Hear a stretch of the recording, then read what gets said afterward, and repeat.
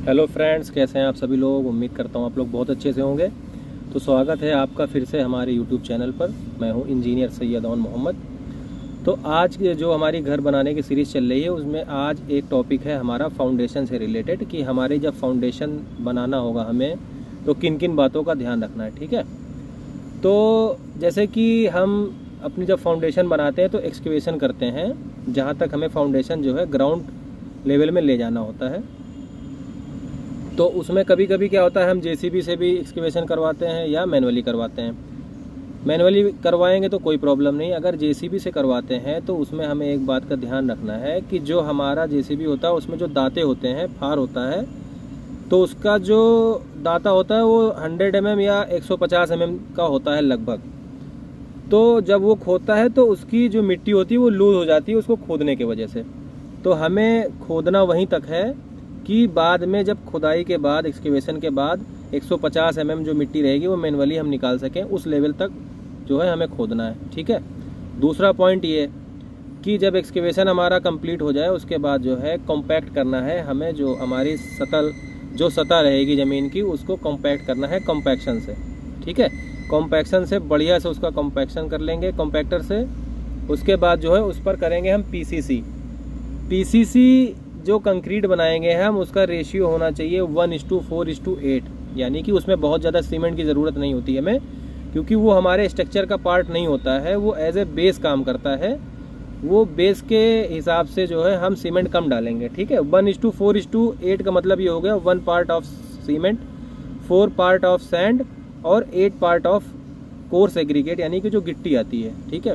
अच्छा, गिट्टी हमें अपने स्ट्रक्चर में ऐसी यूज़ करना है कि सारी जो गिट्टी की जो साइज़ हो वो सेम नहीं होनी चाहिए, कोई छोटी होनी चाहिए, कोई बड़ी होनी चाहिए, कोई नुकीली होनी चाहिए, कोई राउंड होनी चाहिए, ताकि एक दूसरे से बढ़िया से जो है वो जॉइंट बना सकें। ठीक है। अच्छा, तीसरा पॉइंट ये है, जो हम अपने स्ट्रक्चर में सरिया यूज़ करेंगे, सरिया के कई ग्रेड आते हैं, 4 grade, FE 415, FE 500, FE 550, FE 600। तो जो हम अपना बिल्डिंग में यूज़ करेंगे, जो स्ट्रक्चर में यूज़ करेंगे हम, वो होना चाहिए FE 500 या FE 550। FE 415 बिल्कुल नहीं यूज़ कर सकते हैं, वो जो है हम अपना बहुत लाइट हमारा स्ट्रक्चर होगा उसमें यूज़ करते हैं। ठीक है, हमारा इसमें RCC जो है, RCC स्ट्रक्चर में कोई यूज़ नहीं है उसका। ठीक है। चौथा पॉइंट ये, जब हम अपनी कास्टिंग करेंगे, कास्टिंग से पहले जो हमारा बेस होता है उसमें एक कवर ब्लॉक लगता है छोटा सा, उसकी इमेज में डाल दूंगा, आप देख लेना। कवर ब्लॉक का यूज़ करेंगे और नीचे जो हम कवर प्रोवाइड करवाते हैं फुटिंग में, वो 50 mm की होती है, 50 से 55। ठीक है, तो 55 नीचे हम प्रोवाइड करते हैं कवर, और 50 mm जो है फुटिंग के ऊपर जो राफ्ट होता है उस पर जो है 50 mm का जो है कवर हम प्रोवाइड करते हैं। ठीक है। अच्छा, आप चलो, कवर ब्लॉक का जो है टॉपिक कंप्लीट हो गया, मैं इसके लिए एक अलग से जो है पूरी वीडियो बना दूंगा। ठीक है। कवर ब्लॉक के बाद आती है जो है कंक्रीट की बारी। कंक्रीट हम कैसे यूज़ करें अपने आरसीसी में, मिनिमम किस ग्रेड की कंक्रीट यूज़ कर सकते हैं। तो अपने स्ट्रक्चर में हम आरसीसी के कम से कम M20 की, जो आरसीसी की ग्रेड की कंक्रीट होती है, उसको यूज़ कर सकते हैं, उससे नीचे नहीं यूज़ कर सकते हैं। तो M20 की कंक्रीट का जो ग्रेड होता है वो 1:1:5 और 1:3, यानी कि 1.5-3 का मसाला बनाएंगे। 1 पार्ट ऑफ सीमेंट रहेगा, 1.5 पार्ट ऑफ जो है आपका बदरपुर रहेगा, और 3 पार्ट ऑफ जो है आपका कोर्स एग्रीगेट यानी कि गिट्टी रहेगी। ठीक है। जब हम अपना बैच मिक्स कर लेंगे, कंक्रीट तैयार कर लेंगे, उसके बाद जो है उसको हम अपने स्ट्रक्चर में प्लेस करेंगे। प्लेस करने के बाद उसमें नीडल वाइब्रेटर का यूज़ करेंगे। नीडल वाइब्रेटर क्या होता है, जब हम अपना कंक्रीट प्लेस करते हैं अपने स्ट्रक्चर में तो उसके साथ साथ एयर वाइट्स चले जाते हैं, एयर चली जाती है। तो एयर को निकालने के लिए, एयर बबल निकालने के लिए हम उसमें कॉम्पैक्टर का यूज़ करते हैं। उसको इसलिए हम निकालते हैं, अगर वो एयर वाइट उसमें रह जाएंगे हमारे स्ट्रक्चर में तो वहाँ से हमारा जो स्ट्रक्चर होगा वो मजबूती कम रहेगी उसकी, और वहीं से उसका फेल होने का चांसेस ज़्यादा रहता है। ठीक है। तो आप, हमारा 5वां पॉइंट था कि कॉम्पैक्शन करना है वाइब्रेटर से। ठीक है। उसके बाद छठा पॉइंट ये है, जो जब हम अपनी, जहाँ पे अपनी फुटिंग कंप्लीट करके जो हमारा इंड रहेगा, जो लेवल इंड रहेगा हमारा, वहाँ पे हमें की बनाना है। की इसलिए बनाते हैं कि जैसे मान लीजिए हमने 2 मीटर तक जो है हमने कास्टिंग करी, ठीक है। 2 मीटर के बाद अगले दिन हम जो है हमें उस पर कास्टिंग करनी है।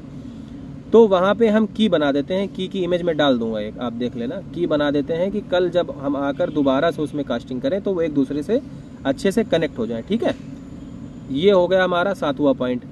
8वां पॉइंट, ये बहुत अच्छा पॉइंट बताने जा रहा हूँ आपको। जब हमारी कास्टिंग कंप्लीट हो जाए, जब हमें बैक फिलिंग करनी हो, दोबारा से मिट्टी डालनी हो उसी गड्ढे में, तो 3 दिन से पहले बिल्कुल नहीं डाल सकते हैं। क्या होता है कि हम जल्दबाजी, काम ख़त्म करने में जल्दबाजी करने के चक्कर में हम बैक फिलिंग अगले ही दिन कर देते हैं। उससे ये नुकसान होता है, जो हमारा स्ट्रक्चर होता है, जहाँ उसका मेन पॉइंट होता है, जहाँ पर हमारा मार्किंग आती है, उससे वो इधर उधर खिसक जाता है 10-20 mm, या स्ट्रक्चर कभी कभी जो है ब्रेक भी हो जाता है, आपको पता नहीं लगेगा। जब आप उस पर बिल्डिंग बना लोगे, उस पर लोड पड़ेगा तो स्ट्रक्चर पूरा फेल हो जाएगा, आपकी बिल्डिंग गिर जाएगी, ठीक है। तो ये आपकी फुटिंग से रिलेटेड ऐसी जानकारी थी जो बेसिक जानकारी है और बहुत इंपॉर्टेंट जानकारी है। ज़रूरी नहीं है कि किसी एक सिविल इंजीनियर को ही इसकी नॉलेज की ज़रूरत है, आप लोग भी जान सकते हो। ये कॉमन बातें हैं और टेक्निकल बातें हैं, ठीक है। और हाँ, एक चीज़ ये कि जो आप सीमेंट यूज़ करोगे अपने स्ट्रक्चर में या अपने घर को बनाने में, उसकी डेट आपको देखनी है। डेट क्या है? जो सीमेंट की लाइफ होती है वो 3 मंथ होती है। 3 मंथ के बाद जो है आपकी सीमेंट की क्वालिटी डाउन होने लगेगी।